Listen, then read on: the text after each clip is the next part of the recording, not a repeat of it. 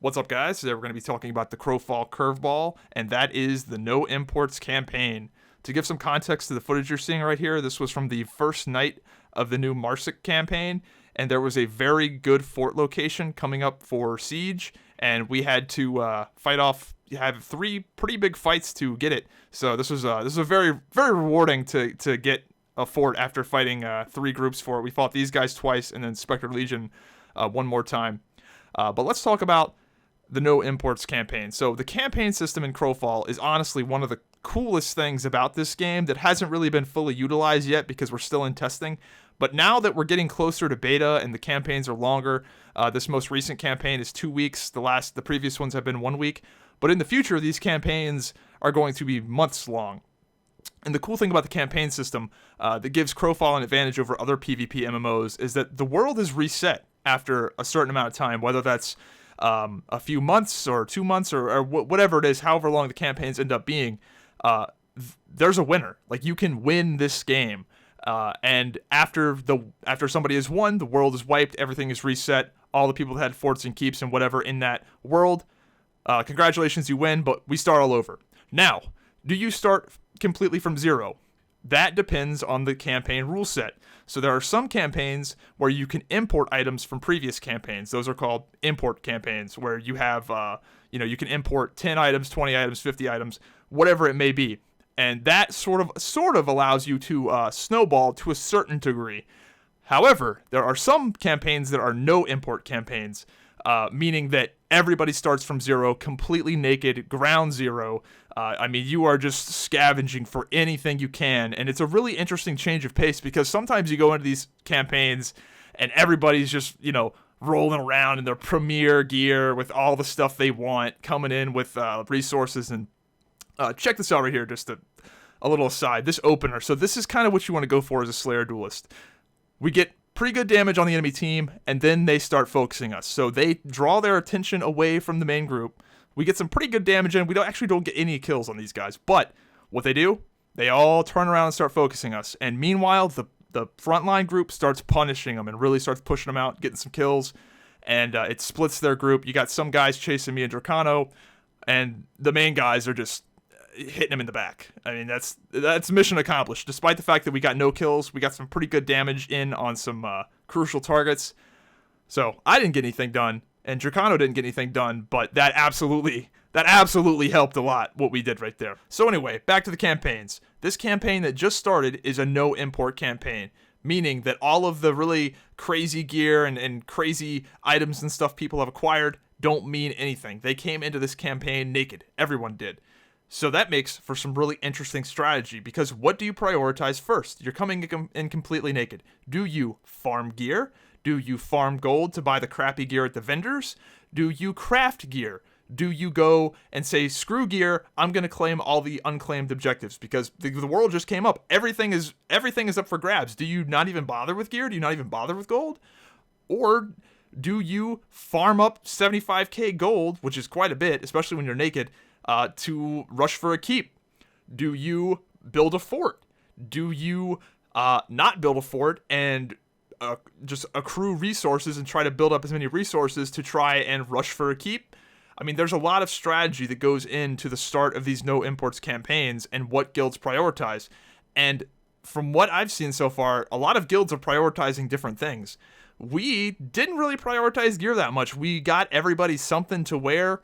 But in terms of going for good gear, I mean, not really. We all sort of have crappy gear, but we've been prioritizing other things. We have been focusing on building up our fort some and just sort of getting resources, and we're slowly getting gear. We've just started crafting a little bit of stuff, but that was absolutely not a priority. We were not worried about trying to just kit our guys out in the best shit we could. And a lot of guilds are trying to just farm the crap out of these war tribes and get decent gear for their guild to use. Now, did we make the right decision? I have no idea, but it's cool that people are making these different strategy decisions. What I've been focusing on is I got some gear to wear. It's not great. Don't have the greatest gear. One of my crafter buddies in my guild just hooked me up with a pretty decent little gun, not the greatest. We threw it together. We didn't put too much time into crafting it at all, just making gear that is something we can just shoot out the door, not worried about min-maxing and trying to make it like the best gun ever. No, just something that we just really quickly shot out. Just you want to find that sweet spot of how many of these can we crank out versus how much time it takes, because trying to make the very best of the best, it's rough, and you don't get that much value out of it. It is better, but is it worth the time? I don't know. It adds interesting layers to the strategy. So what I've been focusing on is I have been going around and capping all the unclaimed territory, all the outposts, all that stuff. I mean, it's a really good value to just go and cap that stuff while it's unclaimed, because you're not even taking it from it. It's free real estate, as the meme would say. It really is free real estate. So getting out there and doing that for the land rush, I think, is pretty valuable. And I've been just going around and ganking other people that have been farming stuff, whether they're farming gold or gear or whatever they're doing.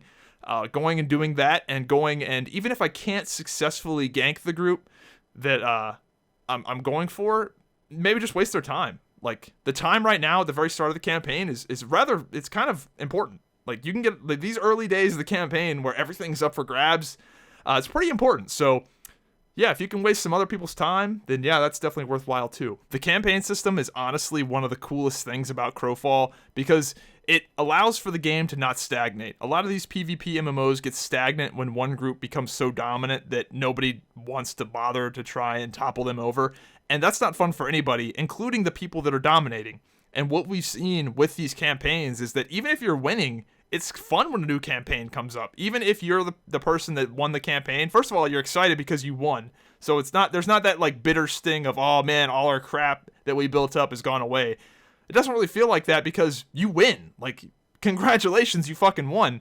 And it's kind of exciting to start back over and see what everybody does and maybe how you can improve. And it's a really, really cool system. And the way the imports play out, no imports versus imports, it's a really nice change of pace. Some people hate the no imports. The no imports right now it's a little bit shitty because the campaigns are artificially short for testing purposes, because they just want to do as many campaigns as possible to test for bugs and stuff like that. But when the campaigns are a little longer, it won't feel quite as shitty to go into a no imports campaign. Like, if a no imports campaign is a week long, a lot of people are like, oh, fuck that. By the time we get the stuff, it's over, right? But if it's like 3 months, then that's not nearly as bad. But it's a nice change of pace going from everybody having everything to everybody having nothing. And I think it's a great game mechanic for a couple reasons. Why? I think something they could really do is have like a bragging rights campaign, right? Have like a trophy campaign where you give out some sort of, insignificant reward, but honestly, some insignificant reward people will go walk through a mile of glass for stupid pixels that mean nothing. I promise you. But you could have like a bragging rights campaign, right?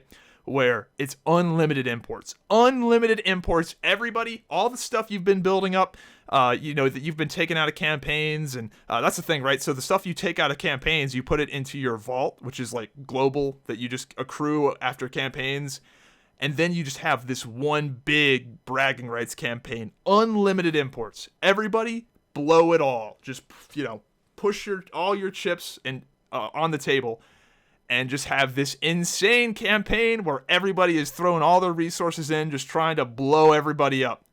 That, I think, will be really cool. And it's dual function, right? So, first of all, it's cool because you have all these resources and you get to, like, all that work that you've put in from all these other campaigns gets to all get, accumulated together and go towards, like, the one big one, right? But also it's cool because it helps the game. You have all these resources that people are, it solves the inflation problem, right? In games where stuff doesn't get destroyed, more and more items get put into the ecosystem, more and more gold, more and more stuff, and people just end up having tons and tons and tons of crap. And the campaign system largely solves that, because everything you put in will eventually turn to dust.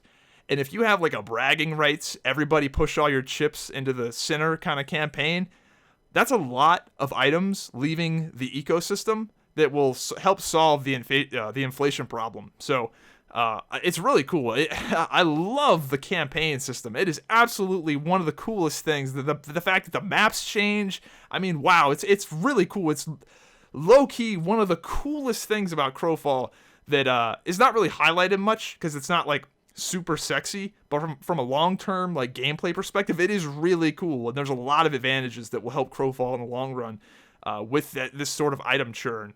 So anyway, the campaign system, I fucking love it. It's gonna be even better when the game is not in the testing phases, because right now it's just tons and tons of campaigns that are sort of short, so they don't feel the greatest when you're in there for 2 weeks or a week, or you know, when they're a little bit longer, it'll feel better.